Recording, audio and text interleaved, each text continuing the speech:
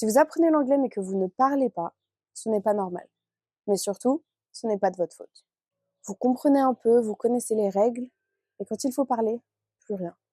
Panique. Et là, vous vous dites, je parlerai quand je serai prêt. Mauvaise idée. Parce que la vérité, c'est l'inverse. Vous ne parlez pas parce que vous êtes prêt, mais plutôt vous êtes prêt parce que vous parlez. Et le pire, c'est d'attendre de tout savoir. C'est la meilleure façon pour ne jamais parler. Le problème, ce n'est pas la grammaire, ce n'est pas le vocabulaire. Le vrai problème, c'est que vous étudiez trop de manière passive. Alors vous lisez, vous écoutez, vous regardez des vidéos, mais vous parlez très peu, voire pas du tout. En fait, le cerveau apprend comme ça. Input pour comprendre, mais output pour parler. Sans output, vous n'apprenez pas à parler. Vous pensez, je dois parler sans faire d'erreur. Mais c'est faux.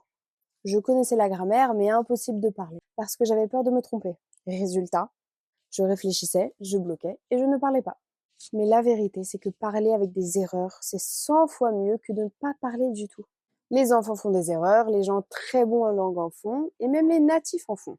Les erreurs, c'est normal, elles font toute partie du processus. Votre objectif, ce n'est pas d'être parfait, c'est d'être compris.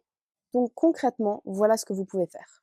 Parlez, même si vous êtes seul. Décrivez ce que vous faites, même avec des phrases très simples. Répétez à voix haute, que ce soit des vidéos, des podcasts, des séries. Répétez tout ce que vous entendez. Utilisez toujours les mêmes structures, surtout au début. Peu de phrases, mais automatiques. Et c'est comme ça que vous construisez votre confiance. Si vous étudiez l'anglais mais vous ne parlez pas, le problème ce n'est pas l'étude, c'est le manque de pratique active.